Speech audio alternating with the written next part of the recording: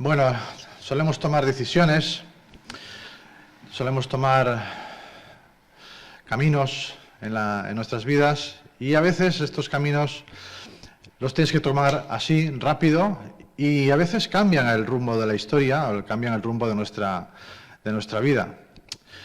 Por ejemplo, cuando Martin Luther King hizo ese famoso discurso de I have a dream, de tengo un sueño, pues ese no era el discurso que él iba a dar. Él tenía otro discurso preparado y una mujer allí al lado que se llamaba Mahalia Jackson, que después era una gran cantante de gospel, impresionante la voz, le dijo así detrás de las filas, le dijo: cuéntales tu sueño, Martin, cuéntales tu sueño.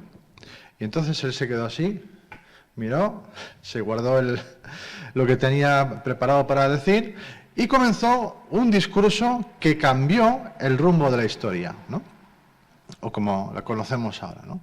Son pequeños detalles y pequeñas decisiones que a veces pueden cambiar nuestra historia, pueden cambiar nuestra vida. Adán y Eva tomaron una decisión en un momento dado de su vida y cambió el rumbo de la historia de la humanidad. Y vaya cómo la cambió. Y sobre decisiones vamos a ver esta mañana alguna cosa, sobre decisiones en nuestras vidas. Vamos a irnos al Evangelio de Marcos. Evangelio de Marcos, capítulo 8 y versículo 27. Vamos a leer hasta el final del capítulo, Marcos 8, 27, hasta el final del capítulo.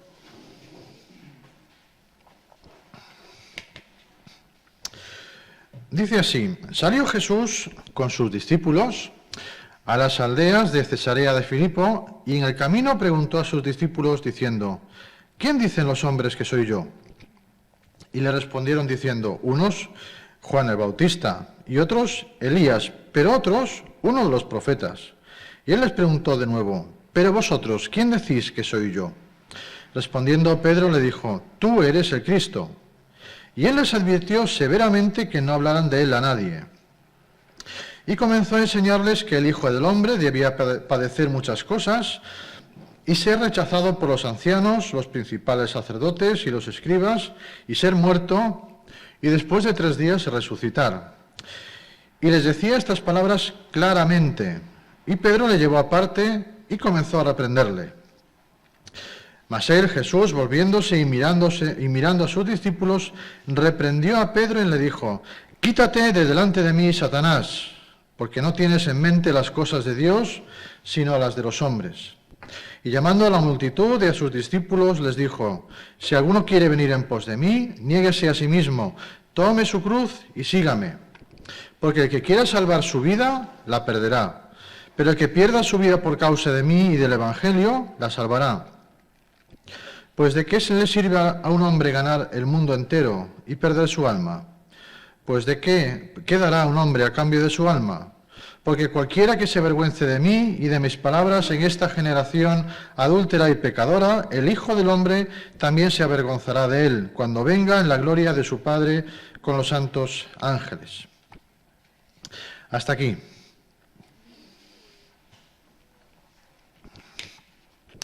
Bueno, la estructura del Evangelio de Marcos es bastante sencilla de seguir, muy fácil, ¿no? Además, la puedes leer todo el Evangelio en 1 hora aproximadamente, si vas leyendo de forma normal, más o menos 1 hora, y puedes notar que está estructurado en 2 grandes secciones. La primera va desde el capítulo 1, versículo 1, hasta el capítulo 8 y versículo 26, justamente antes de lo que hemos comenzado a leer. Y la segunda sección va desde el capítulo 11, versículo 1, hasta el final del Evangelio. Y en la primera sección, Marcos nos plantea la pregunta de si Jesús es el Hijo de Dios, de si Jesús es realmente quien dice ser, es aquel que los profetas habían anunciado, todo aquello que se venía diciendo sobre el Mesías, y ocupa todo este tiempo para plantear esta cuestión. ¿Es realmente Jesús el Hijo de Dios? Y tal y como afirma ser, es el Mesías que hemos estado esperando tanto tiempo. Y Marcos plantea esta pregunta en estos capítulos iniciales. Y a partir del capítulo 11 Marcos narra cómo Jesús demuestra ser ese rey mesiánico, llevándonos por toda la semana de la Pasión hasta el final del Evangelio. Y en medio de estas dos secciones tenemos un texto que va desde el capítulo 8, versículo 27, hasta el final del capítulo 10, en el que Marcos lo utiliza como una transición entre estas dos secciones, estas dos partes, y en el que Jesús responde a estas dos preguntas que Marcos nos plantea en este Evangelio. ¿Quién es Jesús y qué vino a hacer? Así que Marcos comienza diciéndonos que Jesús se encuentra en las aldeas de Cesarea de Filipo, que esto está a unos 40 o 50 kilómetros al norte de Galilea. Es un lugar con un gran manantial de agua que alimenta al Jordán. Y hacía unos 300 años antes de Cristo, más o menos, que en ese lugar se rendía culto a un dios. Se llamaba el dios Pan, tal como suena, como el pan que comemos, se escribe igual, Pan. Dentro de la cueva de ese manantial, es una cueva grande, se lanzaban los sacrificios a ese dios, ¿no? Y un dios que se representaba como mitad hombre y mitad cabra. Tenía esta representación, esa figura, mitad hombre y mitad cabra. Y a veces también se le representa tocando la flauta. Es el dios del miedo, el dios Pan es el dios del miedo, y de ahí sale nuestra palabra pánico, del dios Pan, el dios del miedo. Y es en este lugar pagano, lleno de gente que adoraba a este dios mitad hombre y mitad cabra, en el que Jesús comienza a hablar sobre él como el Hijo de Dios, como el Hijo del Hombre, perdón, se nos dice en este texto. Es curioso, ¿verdad? No elige una sinagoga, no elige un lugar en el que está rodeado de judíos piadosos, de gente de su entorno, ¿no? Sino que elige un lugar lleno de gentiles, también había judíos, paganos, para comenzar a hablar sobre él como el Hijo del Hombre. Es curioso. Hasta ahora en varias ocasiones les dice a los discípulos e incluso a los demonios, les está diciendo: no digáis quién soy, no reveléis quién soy, os prohíbo que digáis quién soy, ¿no? Pero ahora, de camino a estas aldeas, Jesús comienza a decirle a sus discípulos, a comenzar a dar respuesta a esta cuestión sobre quién es Él. Y les pregunta a los discípulos: ¿quién dicen los hombres que soy yo? Y esta es la pregunta más importante, más trascendental para el ser humano, porque va más allá de la esfera física y de la esfera temporal. Trasciende a todo esto. Lo que tú pienses de Jesús será de vital importancia no solo para esta vida, sino para lo que hay después. Lo que tú pienses de Jesús trasciende tu vida física y temporal. Tu destino eterno está en juego cuando te enfrentas a esta pregunta: ¿quién es Jesús? De hecho, no puedes evadir esta pregunta. El mero hecho del silencio o la indiferencia es en sí mismo una respuesta a esta pregunta. No es una pregunta que tampoco puedas responder a medias pensando: bueno, Jesús era un buen hombre, hacía cosas buenas. No es suficiente con eso. De hecho, la gente que seguía a Jesús pensaba eso precisamente, que era un buen hombre. Y lo que pensaban de Jesús estaba bien. Le estaban comparando a Jesús con Juan el Bautista, incluso con Elías, nada menos, con algunos de los profetas. No estaba nada mal. Era para sentirse halagados. Si a ti y a mí nos comparan con alguien importante en la sociedad, nos sentimos halagados, ¿no? Pero no era suficiente para Jesús, porque estaban equivocados en cuanto a su identidad. No era suficiente. No bastaba con pensar que Jesús era un gran hombre. Pero esta pregunta le sirvió a Jesús para abordar otra pregunta quizá más importante, la que les iba a lanzar en el versículo 29. Pero vosotros, ¿quién decís que soy yo? Eso es lo que dicen los demás. Los demás dicen que soy Juan el Bautista, otros Elías, otro algún profeta. Vale, pero ¿y vosotros? ¿Quién decís que soy yo? Y esta pregunta recibió quizá una de las respuestas más extraordinarias que tenemos en las Sagradas Escrituras. Pedro le responde: tú eres el Cristo. La persona más impetuosa de los 12, aquella persona que hablaba cuando no tenía que hacerlo y que hacía cosas cuando no las tenía que hacer, en este momento da en el clavo. Tú eres el Cristo. Lo que hay implícito dentro de estas palabras de Pedro es extraordinario. En el texto paralelo que tenemos en Mateo, capítulo 16 y versículo 16, hay una frase un poco más larga. Dice: tú eres el Cristo, el Hijo del Dios viviente. Pero el detalle que aporta Mateo es que esta declaración no viene de Pedro. Es Pedro quien la dice, pero no viene de Pedro.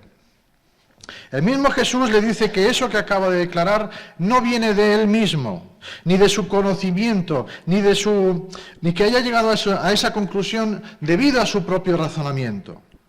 Le dice en el versículo 17 de Mateo 16, dice: bienaventurado es Simón, hijo de Jonás, porque no te lo reveló carne ni sangre, sino mi Padre que está en los cielos.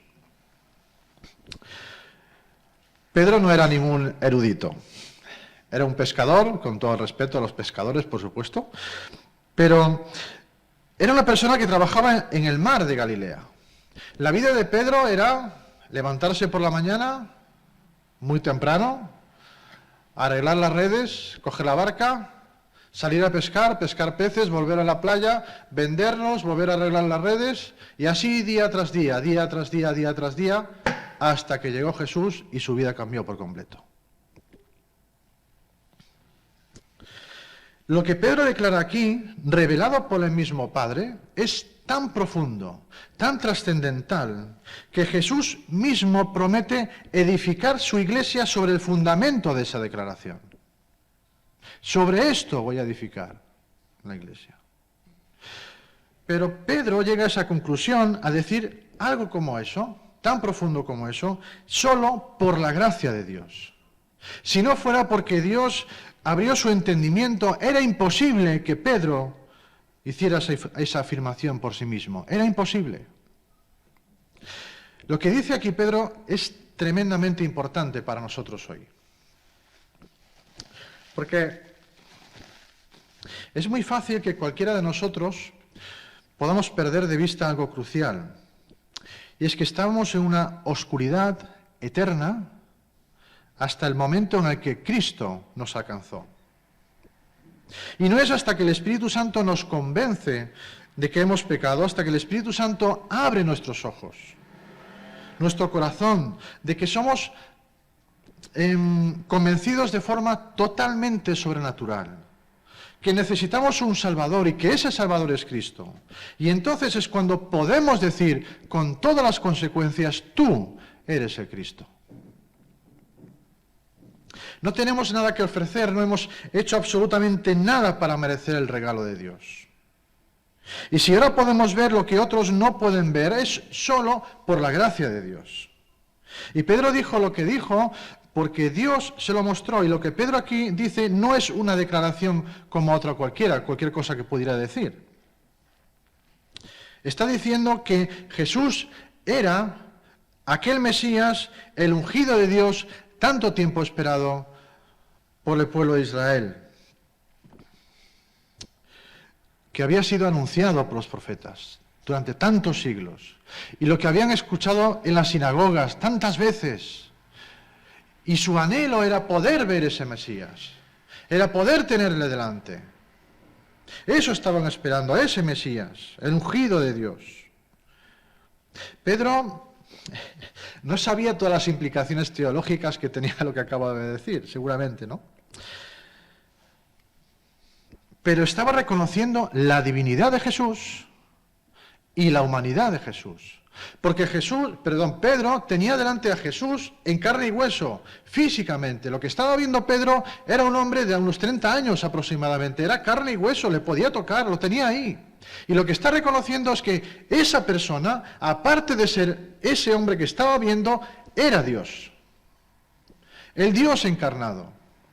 Ese Mesías que habían estado esperando. Eso estaba declarando Pedro en ese momento.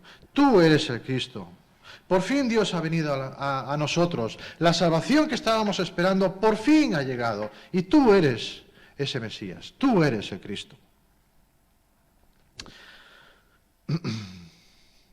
Pero la gran pregunta ahora no es, ¿qué dicen tus amigos sobre Jesús? ¿Qué dicen tus familiares sobre Jesús? La pregunta es, ¿quién crees tú que es Jesús? ¿Es esto lo que acabamos de ver, lo que tú crees acerca de Jesús? Porque de esto depende el resto de tu existencia, toda tu eternidad. La declaración de Pedro es extraordinaria, es fantástica. Pero había un problema.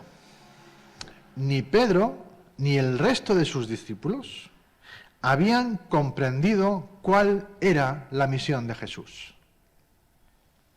Y esto nos lleva a la segunda parte del texto. Hemos visto quién es Jesús y ahora se nos explica para qué vino. Versículo 31. Jesús comenzó a enseñarles que el Hijo del Hombre debía padecer muchas cosas y ser rechazado por los ancianos, por los principales sacerdotes y los escribas, y ser muerto, y después de 3 días resucitar.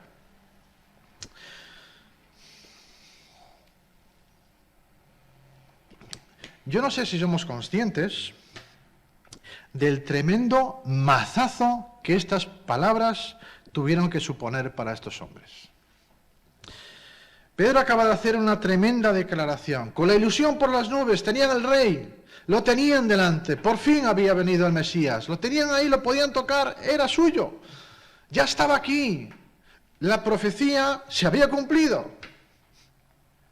Estaban con el rey que había venido a reinar y por fin ellos estaban viendo y siendo testigos del cumplimiento de las profecías. ¿Sabéis lo importante que es eso?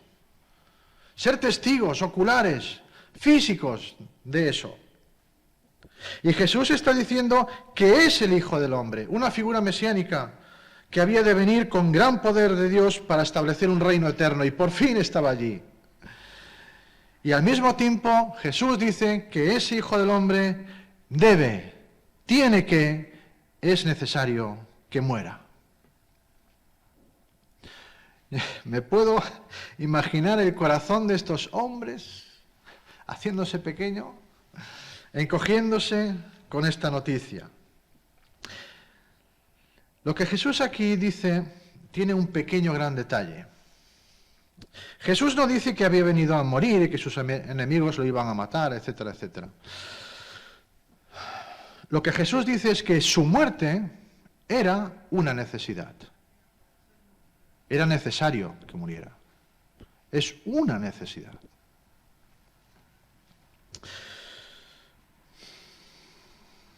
Es necesario que ocurra. Es que no hay otra manera de que esto pase. No hay alternativa. No se puede hacer de otra manera. Es necesario que muera. No se puede hacer de otra forma. No hay más alternativa. Para que yo pueda hacer lo que vine a hacer, es necesario que muera. Para poder satisfacer la justicia de Dios y que el ser humano tenga alguna opción de poder vivir, es necesario que muera. Jesús decidió hacerse mortal, hacerse débil, para que los pecadores puedan ser absueltos en el tribunal de Dios. Aquel que era inocente debía recibir sobre él la ira de Dios, toda la ira de Dios, una ira justa que tú y yo merecíamos por nuestra rebelión contra él. Como dice un escritor y un pastor, dice: Dios nos salvó de Dios. Pero así como era necesario que muriera, y era necesario ser menospreciado y ser rechazado por los principales sacerdotes, los escribas, los ancianos, también era necesario que después de 3 días resucitara. También era necesario eso. Tampoco era opcional. Y la historia estaría incompleta si esto no se hubiera realizado. Si esto no se hubiera cumplido. No solo era necesario que resucitara para que no hubiera ninguna duda de que realmente era el Hijo de Dios. También era necesario que resucitara para que quedara constancia de que el sacrificio de Jesús, ese que hizo por ti y por mí, había sido aceptado por el Padre. Si Jesús no hubiera resucitado, tú y yo no tendríamos ninguna esperanza. Estaríamos muertos. Pero la realidad es que Jesús resucitó.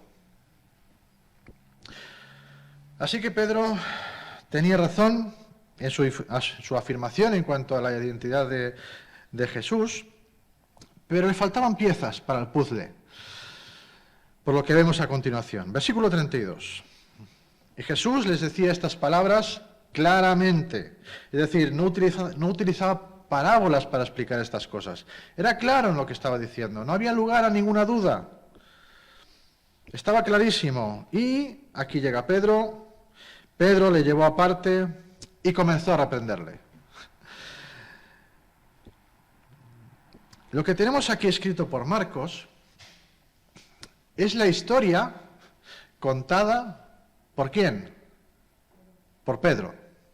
El Evangelio de Marcos es Pedro contándole la historia a Marcos y Marcos escribiéndola. Así que yo cuando leía esto me estaba imaginando el momento en el que Pedro le está contando esto a Marcos con cierto bochorno, porque Pedro le está echando la bronca a Jesús. Así que imagínate la escena. Jesús le dice, mira, yo voy a sufrir, voy a morir. Así que Pedro toma la iniciativa, le dice a Jesús, ¿podemos hablar un momentito tú y yo aquí atrás? ¿Sí? Ven. Vamos a hablar tú y yo.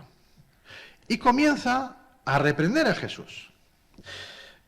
Pero la conversación que inicia Pedro no es la de, bueno, pues podemos hablarlo, quizá podemos mirar otra manera de hacer las cosas, no sé, no hay que llegar a esta situación, ¿qué tal si lo hablamos? No, esta no es la idea, ¿eh? Esta no es la conversación que tuvo Pedro aquí. La idea es la de echarle la bronca a Jesús. Había hostilidad en las palabras de Pedro. Es hablar enérgicamente con enfado. Un comentarista hablando sobre este versículo apunta a la idea de que la situación era muy probablemente la de Pedro agarrando por los brazos a Jesús o sacudiéndole la ropa. Había hostilidad en esta conversación. Era una conversación muy incómoda. Muy desagradable. Porque había que intentar convencer a Jesús de que ese plan no era el adecuado. Ese plan no es el que hay que seguir. Porque si Jesús sufría, probablemente ellos también iban a sufrir. Y mucho. Y esa alternativa no es la que Pedro tiene en mente en estos momentos. Siguiendo al Mesías, al Hijo del Hombre, el Rey que iba a instaurar su reino en la tierra. ¿Cómo vamos a sufrir con este a nuestro lado? No estaba dispuesto a pagar un precio tan alto por seguir a Jesús. Así que había que convencer a Jesús para que cambiara sus planes. ¿Cuántas veces hemos hecho esto nosotros? Cuando lo que Él hace en y con nuestras vidas no encaja en absoluto con lo que nosotros teníamos pensado, entonces nos enfadamos. Reprendemos a Jesús. Jesús, aquí te has equivocado, ¿eh? Así no vamos bien. No estás haciendo las cosas bien. Mira lo que has hecho, mira qué desastre tenemos aquí. Esto lo tienes que arreglar, ¿eh? No me ha gustado un pelo. No estoy contento, Jesús, con la forma en la que estás llevando a mi vida, ni lo que estás permitiendo que me pase. A veces pienso que no podemos coger a Jesús como lo hizo Pedro, pero ahí si lo tuviéramos delante. Fíjate qué gran contraste hay aquí. La misma persona que minutos antes acaba de decir a Jesús, tú eres el Cristo, con todo lo que eso implica, ahora está utilizando la misma expresión y el mismo argumento que Satanás utilizó con Jesús cuando le tentaba. Versículo 33 dice, mas Jesús, volviéndose y mirando a sus discípulos, reprendió a Pedro y le dijo, quítate de delante de mí, Satanás, porque no tienes la mente en las cosas de Dios, sino las de los hombres. El argumento de Pedro era muy parecido al que usó Satanás en el monte en la tentación. ¿Qué tiene de malo un reino sin cruz? Todo esto te doy sin ningún sufrimiento. Es posible tener tu propio reino sin pasar por la cruz. Lo que yo he diseñado para ti es mucho mejor que lo que ha diseñado tu Padre para ti. Puedes tenerlo todo sin tener que sufrir. Todo esto es para ti y no pases por la cruz. Sutil, pero mortal. Lo que Jesús le está haciendo ver a Pedro es que hay dos maneras de ver y de hacer las cosas, o con la mente de Dios o con la mente del ser humano. Y aquí Marcos usa la misma palabra para reprender que en el versículo anterior, con la misma idea. La situación no era agradable a la vista, fue un momento tenso lo que se vivió ahí. Pero Jesús le está enseñando y haciendo ver con un gran ímpetu a Pedro que no puede haber corona sin cruz. Es imposible, no hay ninguna esperanza para el ser humano si no es a través de la cruz. Ninguna. No existen atajos, solo hay un camino que lleva a la salvación. Y ese camino lo tenía Pedro delante, era Jesús. No hay salvación si no es a través de la obra que Cristo hizo en la cruz. Y esto nos conduce a la siguiente parte de nuestro texto. Hemos visto la naturaleza de Jesús, también para qué vino Jesús, y podemos ver qué implica seguir a este Jesús.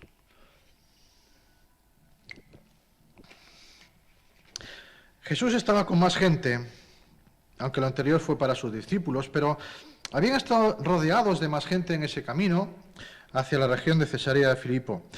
Así que justo después de reprender a Pedro, delante de los demás discípulos, ocurre lo que vemos en el versículo 34. Llamando a la multitud y a sus discípulos, les dijo, si alguno quiere venir en pos de mí, niéguese a sí mismo, tome su cruz y sígame. Tenemos a dos grupos de personas. Los discípulos que estaban al lado de Jesús, vivían con Jesús, le seguían, y la multitud, que algunos estaban allí por interés, otros por a ver qué pasa, ¿no? Pero el mensaje es el mismo para todos, sin excepción. Seguir a Cristo no es cosa de medias tintas, eso no vale, no sirve. O es todo o es nada. Con Jesús no existen cristianos con privilegios. Si alguno, cualquiera, el que sea, no importa, quiere venir conmigo, niéguese a sí mismo, tome su cruz y sígame. Aquí tiene los requisitos para seguir a Jesús.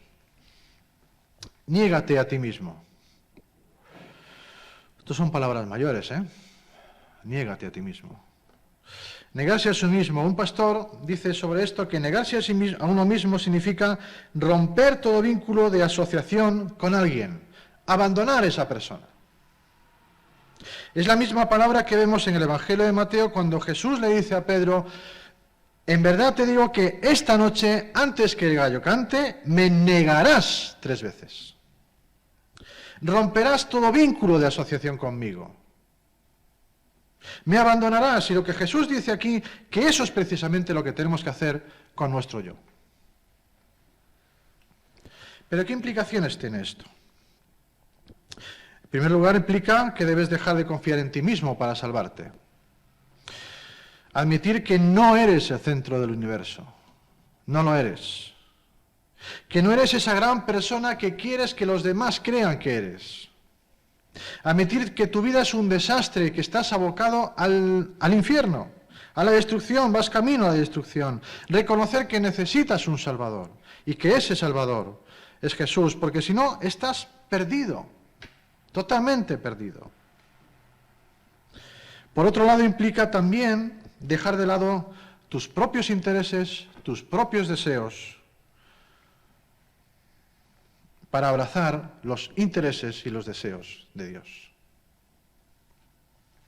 De hecho, el arrepentimiento es esto. Tienes que negarte a ti mismo. Y tomar tu cruz. Bueno, esto quizá no significa mucho para nosotros, ¿no? Eso de tomar la cruz. Pero te puedo asegurar que todo el mundo que estaba allí entendió perfectamente lo que Jesús estaba diciendo.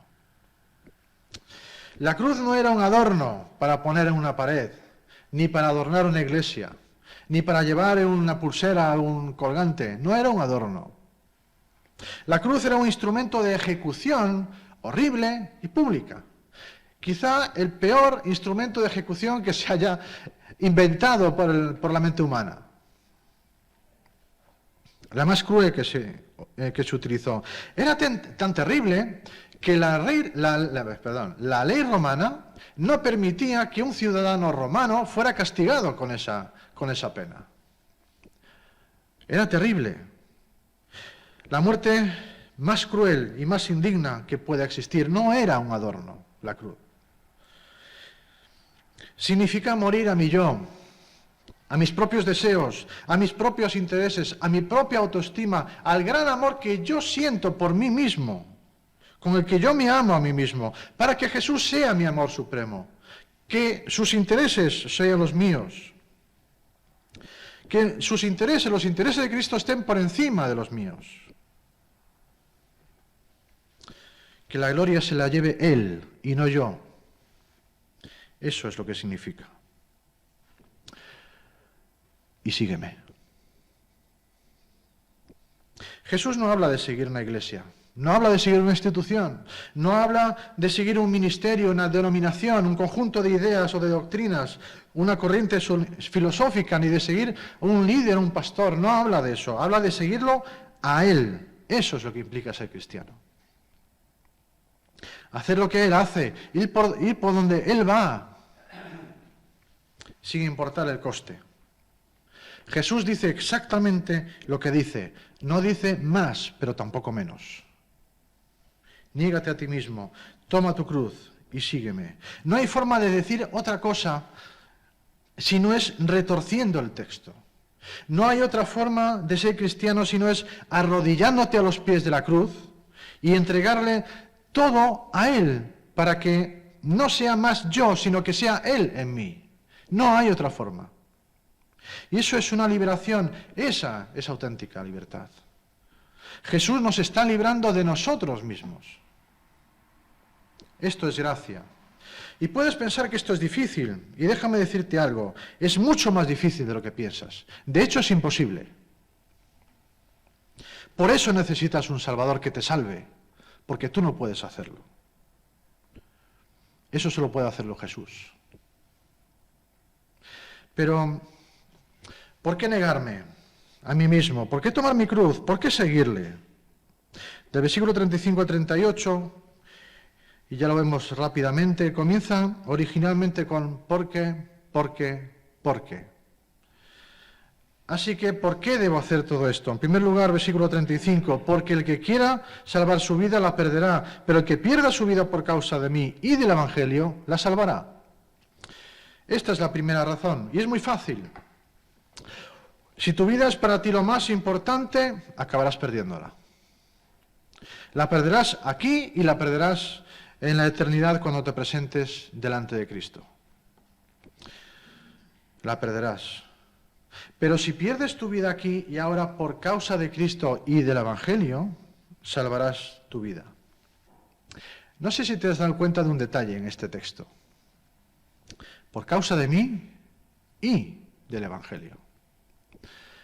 Hay muchos cristianos nominales, Muchas personas que dicen creer en Cristo y le siguen, creer en Cristo o en algo, está bien creer en Jesús, ¿no? Pero la cuestión es creer en Él y aceptarlo dentro de los términos del Evangelio. Sé que soy pecador, reconozco mi rebelión contra Dios, no tengo nada que ofrecer. Merezco la condenación eterna, eso es lo que merezco.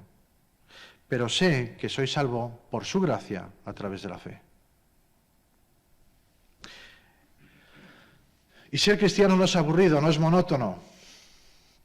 Ser cristiano significa que por primera vez tienes vida.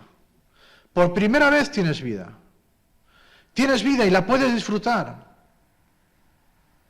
Jesús mismo dice, yo he venido al mundo para que tengáis vida y que la tengáis en abundancia. Vida.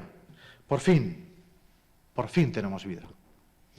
La segunda razón, versículo 36, porque ¿de qué le sirve a un hombre ganar el mundo entero y perder su alma? De nada.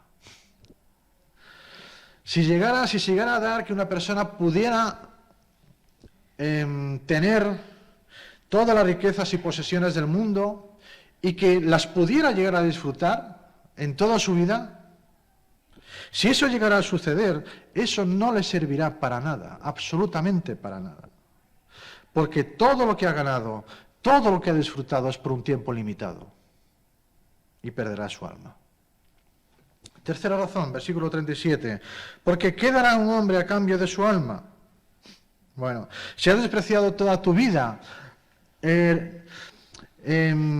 la obra de Cristo, has rechazado toda tu vida lo que Cristo ha hecho en la cruz, una obra llevada a cabo precisamente para que tú y yo podamos tener vida. Si has despreciado eso, ¿qué esperanza te queda? ¿Qué tienes? Si has rechazado a Jesús, no tendrás opción. En ningún otro hay salvación, porque no hay otro nombre bajo el cielo dado a los hombres en el cual podamos ser salvos. No hay otra opción. Si rechazas a Cristo, no tendrás nada y perderás tu alma. Última razón, y ya terminamos. Versículo 38, porque cualquiera que se avergüence de mí y de mis palabras en esta generación adúltera y pecadora, el Hijo del Hombre también se avergonzará de él cuando venga en la gloria de su Padre con los santos ángeles. El Hijo del Hombre, volvemos a ver la figura mesiánica que aparece en Daniel. Pero se nos presenta desde otra perspectiva. Este mismo Jesús, el Hijo del Hombre, que fue rechazado, escupido, torturado, muerto en una cruz, un día volverá en la gloria de su Padre. Y no habrá nada mejor, absolutamente nada mejor que estar en el lado de aquellos que no se avergüenzan de él. No habrá nada mejor que eso. No avergonzarse de alguien es estar orgulloso de estar con esa persona. No sentir vergüenza de que te vean con esa persona. De que te identifiquen con esa persona. Decir con satisfacción, yo soy amigo de. Soy amigo del Rey de todos los reyes. Soy amigo del Creador del universo. Soy amigo del ser más poderoso del universo. ¿Sabes lo mejor de todo? Que vas a ser correspondido. No se avergonzará de ti. Tu vida depende de cómo vas a responder a esa gran pregunta. ¿Quién es Jesús para ti? ¿Quién dices tú que es Jesús? Esa es la gran pregunta que deberás responder. Amén.